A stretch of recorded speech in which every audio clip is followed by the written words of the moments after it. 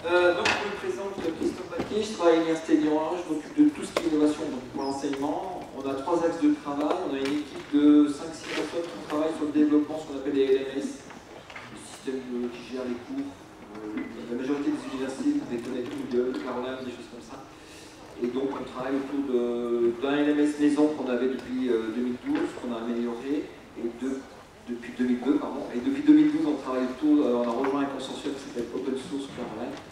On a une vingtaine d'établissements francophones, essentiellement, on travaille autour du développement de cet outil, qui permet de faire des lignes, qui permet de faire des cours, des choses en ligne. Je vous montrerai quelques chiffres d'usage. Le deuxième axe d'activité, on crée des contenus pour les enseignants, de l'animation, de la simulation, de la 3D, des choses comme ça, et de la vidéo. Et la dernière activité, on aide nos pauvres enseignants à utiliser tout ce bazar, hein, parce que c'est pas toujours évident de rentrer dans ces choses-là. Donc on propose des formations, on les accompagne sur des projets pédagogiques, etc. Donc là, l'idée, c'était de faire une vision un peu méta de qu'est-ce qui va nous arriver dans les années à venir autour de l'informatique et tout ce qui va avec, en sachant que l'outil informatique suit une loi assez simple, c'est des lois de Moore. On est sur un cap qui va être bientôt franchi. Là, les gens de Mulhouse, ils vont être contents sur l'intelligence artificielle, puisqu'on arrive aux années autour en 2020, on prévoit que les processeurs, les ordinateurs seront aussi intelligents que nous. Donc c'est 2020, c'est demain. Hein. Donc c'est assez rapide. Il y a déjà je ne sais pas si j'aurai le temps de détailler des expériences autour de l'intelligence artificielle dans les robots. Je ne sais pas si vous connaissez par exemple le projet eCube, j'en parlerai, où on est sur des choses assez avancées. Donc on est sur ces évolutions-là. Aujourd'hui, nos ordinateurs ont l'intelligence d'un petit lézard. Donc on arrive à faire pas mal de choses. Autre évolution, c'est le matériel. Là, vous avez 13 personnes qui sont en train de livrer un ordinateur. Vous prenez la même photo quelques années récemment. Sur une petite puce comme ça, on peut mettre 13 ordinateurs. Donc on voit l'évolution assez rapide sur la mobilité. Autre chose qui bouge énormément, c'est ce qu'on appelle le stockage, le big data. En haut à gauche, il y a les cartes perforées. La deuxième, c'est les jeunes croient que c'est sauvegarder, c'est une disquette 3 pouces, hein, on sait ce que ça veut dire. Les CD-ROM, la clé USB, puis maintenant on est parti, on fait de la poésie, hein, c'est de la philosophie, on est dans les nuages. On est quelque part, les données sont quelque part, on ne sait pas trop où. Concrètement, dans une université, ça donne quoi? Ça, c'est des enseignants de chez nous, de l'université, hein, Jérôme et puis il y en a plusieurs ici, qui déposent des documents sur la plateforme. On a dans la plateforme en production chez nous à l'université, il y a 2500 enseignants à Lyon 1. C'est plus d'1 600 000 documents qui ont été déposés, donc c'est quelque chose d'assez considérable. Et il arrive à déposer jusqu'à 10 gigas de données par semaine. Les enseignants mettent jusqu'à 10 gigas de données par semaine à leurs étudiants. Et les gros cours les plus utilisés, première année de médecine, en 3 mois sur le premier trimestre, on appelle ça un semestre, hein, bref. On a eu 2 millions de téléchargements en 3 mois, sur un seul cours, pour vous donner un peu une idée des évolutions, des usages. Ça, c'est aussi les stats qu'on a sur la plateforme depuis 2000, celle qu'on utilise actuellement 2011, je pense. La première année, c'était en test. Et puis après, on voit bien les usages. Je ne sais pas si vous voyez, ouais, si on voit la souris là. Ça, c'est des vacances de Noël. Non, ça, c'est Toussaint, Noël, février, Pâques, l'été. Vous voyez, ça, c'est typiquement les stats des étudiants. Ça n'a rien à voir avec les stats grand public si vous avez des serveurs web. Et donc, chaque année, on retrouve Toussaint, Noël, février, Pâques, les vacances d'été, etc., etc. Et donc, c'est des indicateurs forts d'usage. Et on voit quand même que chaque année, on monte 20-30% à chaque fois sur les taux de connexion. Donc ça, c'est différentes choses qui ont été déposées par les enseignants, avec une majorité d'images. On a plus de 600 000 images. Aujourd'hui, c'est 3 terrains de données, voilà, pour donner une petite idée. Autre chose qui évolue beaucoup, c'est la mobilité. Avant, on avait tous on accédait avec à l'outil informatique par des ordinateurs. Maintenant, on est sur des choses beaucoup plus mobiles, beaucoup plus accessibles. Aujourd'hui, on a dépassé le seuil des 20% sur la plateforme des étudiants qui se connectent par mobile ou tablette. En septembre 2016, septembre 2014, on était à 6%. Donc c'est quelque chose qui est vraiment, là aussi, qui évolue assez rapidement. C'est un des facteurs qui évolue plus rapidement. On est passé de 6 à 22% en quelques mois. C'est un des facteurs, depuis 20 ans que je fais ce boulot, c'est le facteur qui a le gap qui a été plus rapide sur la mobilité. Donc ça change beaucoup de choses aussi de la façon dont on peut diffuser des petites instructions, des rappels et des choses comme ça. Donc les étudiants, ils sont bien dans ce schéma-là. Autre chose qui évolue aussi rapidement, c'est tout ce qui tourne autour de la captation. Là, je vous ai mis notre super nouveau drone. On a ouvert, alors pour les profs de Lyon, je vous informe, vous avez accès à ces super jouets. On a ouvert un service de drone pour la pédagogie, le Drop. On doit être le seul en France à avoir fait ça à Lyon. Donc il y a un site web, vous pouvez réserver votre drone pour les filmer, soit les étudiants en amphi, ça rentre, ça marche à l'intérieur, à l'extérieur, les labos, les machins, les trucs. C'est le seul drone capable de faire un GPS et ultrason, je ne sais pas à quoi intégré, qui peut commencer dans un bâtiment et sortir. En bref.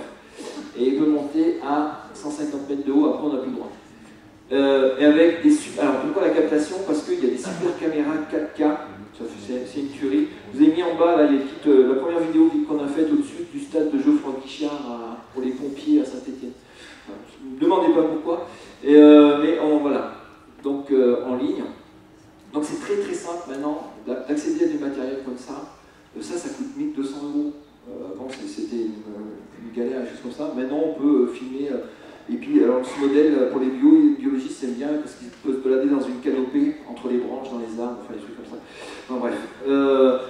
On a des outils aussi comme ça c'est la même caméra fixée en 4K, donc c'est tout petit, ça coûte 300 €, on peut filmer, même s'il y a des vibrations, des choses comme ça, vous pouvez filmer sur le terrain, c'est un petit système qui enlève des vibrations, ça diffuse en temps réel sur YouTube en 4K, enfin c'est...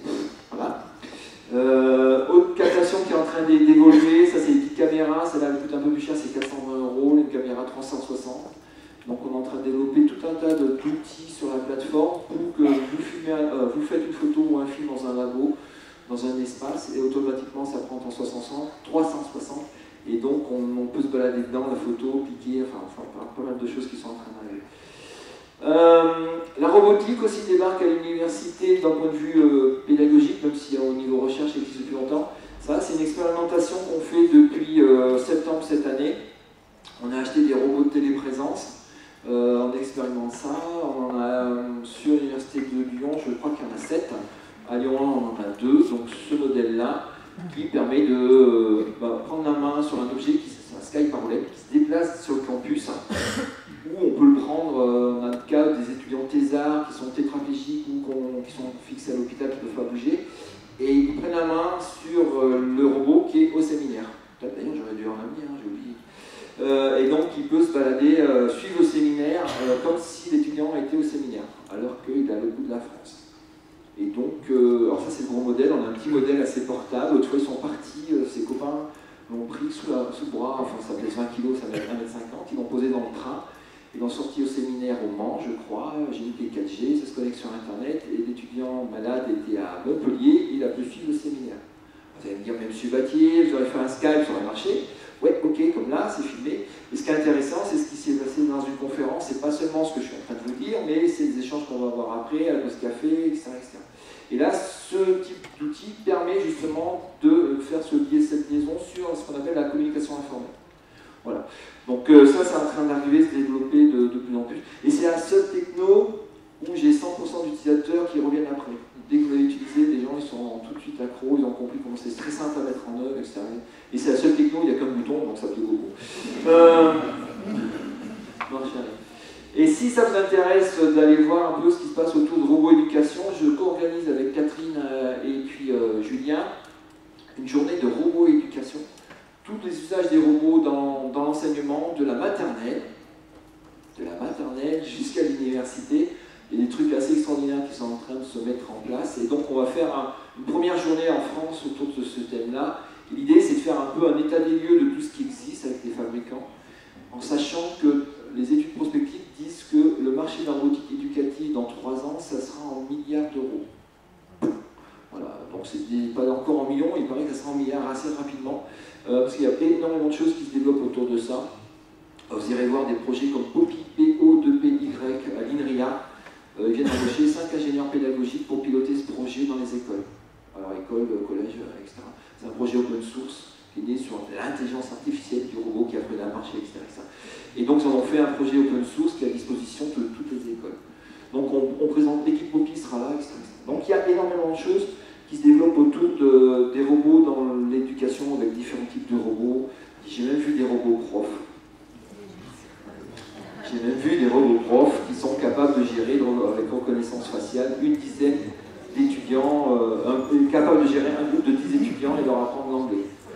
ça dans un pays de tarés, c'est les Coréens du Sud. Mais ça existe. Et pour la petite histoire, en Corée, il y a plus de 2 millions de robots dans les écoles. Des robots compagnons, des robots Tamagotchi, des robots profs. Des robots profs, il n'y en a pas beaucoup, mais il y a énormément de choses qui existent autour.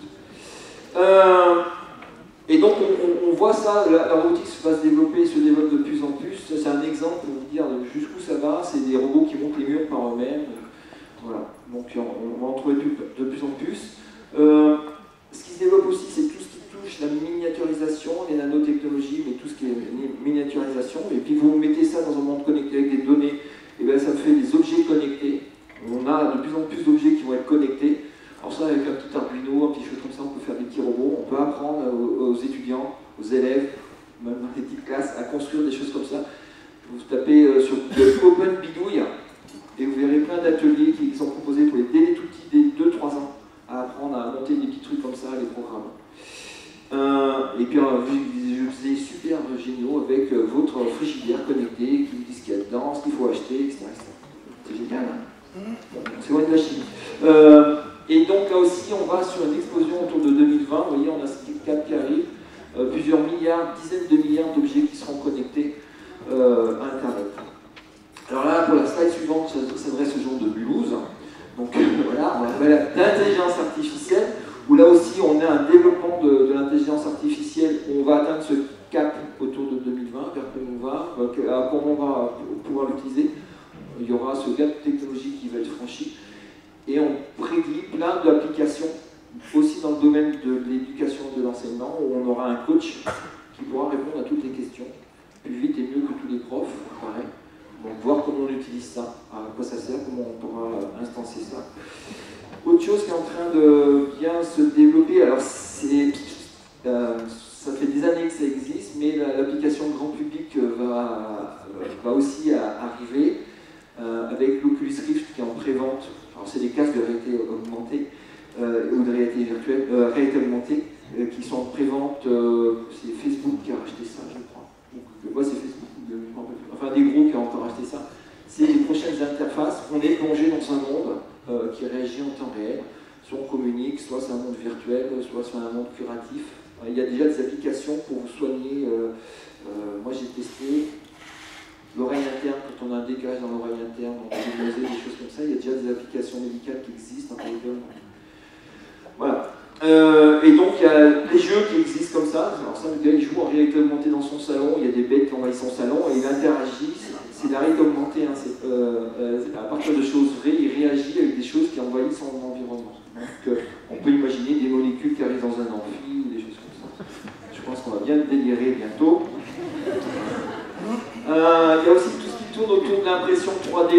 Donc là, je vous ai mis le lien de la vidéo qu'on a faite sur les imprimantes 3D qu'on met à disposition des enseignants, avec des imprimantes qui sont capables d'imprimer plusieurs types de matériaux, du mou, du dur. Là, on avait fait, par exemple, on a essayé pour faire les tendons et les os en même temps. Bon, on galère un peu, hein, c'est pas au top. Mais on est là aussi sur les prémices de choses qui sont en train d'évoluer très très rapidement, l'impression 3D. On peut imprimer des tout petits objets. J'ai même entendu parler de molécules. Voilà, jusqu'à des maisons, des voitures, donc il y en a qui s'amusent à imprimer des voitures. Donc c'est vraiment quelque chose qui est en train d'évoluer très vite. Alors ces évolutions, là je vous ai pris des stats chez Forbes, ça dépendra des cultures déjà locales existantes, des pays, etc., etc. Mais c'est des choses qui avec des croissances économiques sur les prochaines années assez fortes. Et qu'est-ce que ça peut donner sur l'enseignement? Je vous ai mis un lien là. Alors cette présentation est disponible sur SlideShare ou sur mon Twitter. Twitter. J'ai bien dit bon. Si vous allez sur mon Twitter, il y a le lien sur mon SlideShare, c'est un site de partage de PowerPoint, de choses comme ça. Donc vous pouvez les récupérer et tous les liens, vous les avez, ils sont actifs. Et donc ça, à partir je vous ai fait un rapide panel de tout ce qui est en train de vraiment bouger au niveau du numérique, on va dire. Il y a des gens qui auront dit, bah voilà, quel impact ça va avoir sur l'éducation, dans nos sociétés. C'est l'Open University qui fait ça. C'est une université entièrement en ligne, il y a 300 000 étudiants. Ça serait l'équivalent du CNED, mais c'est ridicule le CNED par rapport à... C'est le principe du CNED, mais bon, un truc qui marche pas. L'Open University, c'est c'est 300 000 étudiants, vous avez des cours du supérieur en ligne, des diplômes, etc. Dans le monde anglo-saxon, c'est une des plus grosses universités qui existent. Et donc c'est la cellule prospective qui a travaillé sur ça et qui a mis plusieurs idées, une dizaine d'idées. Là, je vous en présentais 4 ou 5, pour faire une petite synthèse. Cette qui risque d'arriver un peu plus rapidement. Je vous ai mis le lien aussi avec une traduction en français. Ce qu'on peut voir apparaître, voilà, on est déjà dedans, c'est l'apprentissage hybride, où on joue entre la distance et la présence. L'étudiant il est là, le prof il n'est pas là, le prof il est là, l'étudiant il n'est pas là, il est chez lui, il est sur le campus. Donc on a tout un tas de temps de synchrone, asynchrone, tout un tas d'outils où on joue là-dessus. Et donc ça change les scénarios.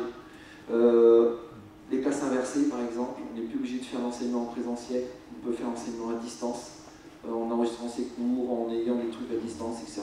Les MOOC, un prof peut s'occuper de centaines, dizaines, milliers, des centaines de milliers d'étudiants. Donc on est sur ces nouveaux rythmes où ce qui change énormément, c'est dans la conception des enseignants, et là vous avez beaucoup de mal, c'est un enseignement, ça se fait en présentiel synchrone. Bah, c'est ce qu'on est en train de faire maintenant, quoi. On est tous ensemble au même endroit et on écoute tous en même pays. Vous êtes censés écouter ce que je suis en train de dire. Ça, c'est le modèle d'enseignement. Si pour les enseignants, on n'est pas dans ce modèle-là, on ne fait pas de l'enseignement. Or, ce n'est pas le modèle maintenant qui marche le mieux, et ce n'est pas celui qui va se développer le plus, ce n'est pas celui qui va rester à terme. Et donc, c'est compliqué pour vous de sortir de ce modèle-là, parce que depuis la maternelle, on est plongé dans ce modèle-là, en présentiel synchrone. Et donc, quels sont les autres modèles? Qu'est-ce qui est en train d'arriver? Alors, si vous voulez voir ça, on a fait un site web, on a fait une recherche autour de ça. Hop, voilà, j'ai mis le lien ici. Et vous pouvez tester des modèles d'enseignement que vous avez. Et sur le site, là, ISUP, vous avez des questionnaires, des formulaires à remplir pour qualifier un peu votre type d'enseignement. Et puis vous montrez les différents types d'hybridation qui existent autour de l'utilisation des nouvelles technologies. Je crois même que Jérôme est dedans. Je ne sais plus quel type, quel modèle de cours tu fais, mais il me semble que tu es dedans. Et donc, alors ça, c'est, je pense que c'est repris en ce moment sur le site du ministère, l'enseignement supérieur. Ils ont repris cette étude et le modèle qu'on en a fait pour le proposer, mais le site initial, c'est celui-là. Donc, on est sur cette mutation-là, où l'espace-temps, il y a, avec le numérique, énormément de changements, et donc on peut optimiser la façon de faire ces cours. Une autre mutation, une autre révolution, les gens se sont, cette année, l'année dernière, 2015, c'est quand un certain Mark Zuckerberg a racheté des sociétés autour de l'apprentissage personnalisé, ce qu'on appelle l'adaptative learning en anglais. Quand il commence à mettre des milliards là-dessus, les gens se disent « Oh là là, il est en train de se passer quelque chose ». Ils ont monté une fondation. Et cette fondation veut personnaliser l'enseignement. Chacun peut se trouver en fonction de ses émotions, en fonction de ses envies, en fonction de sa vie, en fonction de son niveau, etc. etc. Donc big data, hein, c'est des big data hein, Facebook. Comment je vais aller chercher des informations, comment je vais proposer des tests à niveau, etc., etc. Donc il y a tout un travail qui est en train d'être fait autour de la Zuckerberg Initiative, autour de ça, proposer des nouvelles façons d'enseigner et qui soient vraiment adaptées, enfin c'est ce qui se propose, à chaque individu, en fonction de son niveau, en fonction de son situation. En partant du principe que tous les contenus existent sur Internet et comment on peut les adapter. Donc là, il y a énormément d'investissements financiers qui sont faits là-dessus.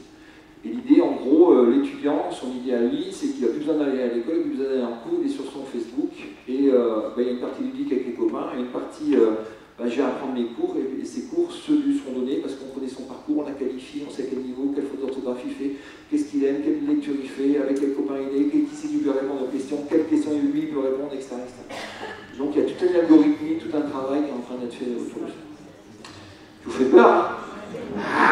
C'était le but, hein? Tu me dis que tu as peur. Ah, il reste 5 minutes. Bon, alors je continue.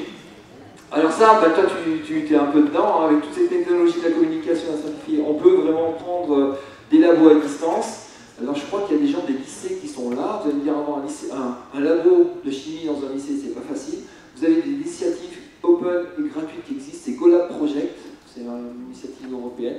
Vous connectez dessus et vous pouvez faire les manips que le monsieur nous a fait avant avec des bouteilles, des machins, des trucs, mais vous pouvez le faire en ligne avec des caméras, avec des robots, avec des labos, des trucs comme ça. Et vous avez tout un tas d'initiatives qui existent, comme comme ça qui sont mises à disposition. C'est pas le seul projet, mais bon, je vous montre celui-là. Ah ouais, celui-là il est bien. L'apprentissage incarné, c'est vous faire vivre les émotions, vous faire vivre la situation.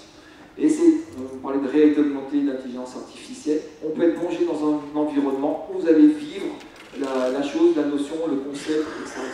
Là j'ai pris un exemple dans un musée où vous pouvez faire découvrir l'espace et on fait voyager les gamins dans l'espace, dans, c'est quoi ça? Système solaire, des choses comme ça. Bon, les notions de grandeur physique, c'est abstrait, c'est pas évident de se rendre compte c'est quoi le système solaire. Et là les petits sont plongés avec des Oculus Rift ou des caves. Alors un cave, c'est des grandes salles, 3 mètres par 3. C'est des cubes de 3 mètres par 3. Et chaque fois, sont calculés en temps réel et vous êtes dans un autre univers. Donc vous pouvez voler, vous pouvez marcher, vous pouvez découvrir des dinosaures, des choses comme ça. Et vous vivez des sensations. Donc des tout petits, il y a des scénarios qui existent. Alors soit des choses simples, juste projeter sur une seule face, soit sur 1, 2, 3, 4, 5, 6 faces. Donc là, moi j'ai essayé des caves, c'est vraiment impressionnant. On a fait avec Patrice, on était sur une plateforme pétrolière, c'était même plus le mur, tellement on est plongé dedans. Et concrètement, comment on peut mettre ça en situation? On a déjà des centres de simulation dans notre université. Alors là, on n'est pas encore avec des classes de réalité augmentée, mais on y travaille. Et là, c'est avec un centre de simulation en médecine, où le patient que vous voyez allongé, c'est un robot qu'on peut programmer, on peut lui mettre 80 protocoles de médecine d'urgence. Un AVC, un arrêt cardiaque, un arrêt respiratoire, un étouffement, enfin il y a tout un tas de bazar, je connais pas tout. On peut lui mixer, etc. Sur les 2 premières années de médecine d'urgence, les étudiants, ils apprennent des protocoles en amphi. 3 et 4, ils apprennent à résoudre les protocoles d'urgence sur un serious game. Et 5 et 6, ils sont en centre de simulation. Donc ils ont tout l'acquis et ensuite ils doivent mettre en situation. On les stresse un peu parce qu'ils sont comme dans une vraie salle de réa à l'hôpital. Avec les bip bip, les trucs qui font, le robot il fait des bruits, c'est génial, on peut le faire saigner, des trucs horribles. Ça les stresse vachement et en plus il y a des petits scénarios rigolos où le prof rentre en disant mais non, vous êtes bande de cons, c'est pas Mme Michu, c'est Pierre Machin, et vous êtes trompé, il fait pas un AVC, vous voyez bien qu'il fait une crise cardiaque. Et là, voilà, on regarde comment ils réagissent. Ils sont filmés, tout est transmis dans les amphis, etc. Donc l'apprentissage par simulation, on en fait de plus en plus. Ça peut être aussi, on fait avec un acteur, les étudiants passent devant un acteur qui joue un patient. On fait conduit d'entretien avec un psychopathe, avec schizophrène. Il y a tout un tas d'acteurs qui viennent jouer des patients. Et donc, c'est filmé, on met les étudiants en situation et on regarde comment ils réagissent. Donc là, il y a tout un tas de pédagogies qui sont en train d'évoluer autour de ça, autour du numérique, parce que c'est de plus en plus simple de filmer, de programmer. Bon, là, les robots coûtent encore un peu cher. Un robot comme ça coûte 80 000 €. Mais on peut partager les scénarios, on est plusieurs universités à utiliser ça. On voit arriver des mondes virtuels, pareil, on va pouvoir créer des molécules, des choses comme ça, en 3D, se balader dans les molécules. Pourra se partager des molécules entre universités, donc, ou entre utilisateurs, parce qu'il n'y aura pas que les universités qui vont diffuser des savoirs. Si on regarde Monsieur Facebook par exemple, on va voir apparaître, j'ai oublié d'en parler, ce que moi j'appelle les nouveaux opérateurs du savoir. Avant, les savoirs étaient diffusés uniquement par les universités. Aujourd'hui, vous allez par exemple sur un outil comme YouTube. Aujourd'hui, sur YouTube, il se dépose 300 heures de vidéos par minute. Il y a 2 ans, je te disais, c'était 50 heures, on est passé à 300 heures de vidéos par minute. Alors vous allez me dire, même M. Battier, pendant 200 heures, on voit des chats qui tombent des chaises, ok. Mais allez voir tous les cours qui ont été filmés dans les universités, toutes les conférences, toutes les expériences, tous les gens qui font, les profs qui font des classes inversées, avec tous les contenus qu'ils ont fait. Allez voir la Khan Academy, khanacademy.fr, qui à partir de toutes les vidéos qui existent sur YouTube, ont créé les parcours de CP jusqu'à la terminale en ligne. Allez voir aussi des sociétés comme DigiSchool, qui est une société à Lyon, qui est une petite start-up, alors qui font aussi des vidéos, qui mettent aussi sur YouTube. DigiSchool, au départ, ils sont 30. Ils ont levé 4 millions d'euros pour vendre des cours en ligne. Sauf que les cours sont gratuits.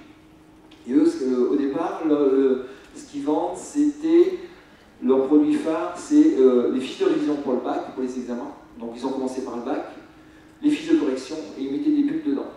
Et ils arrivent à payer 30 salariés.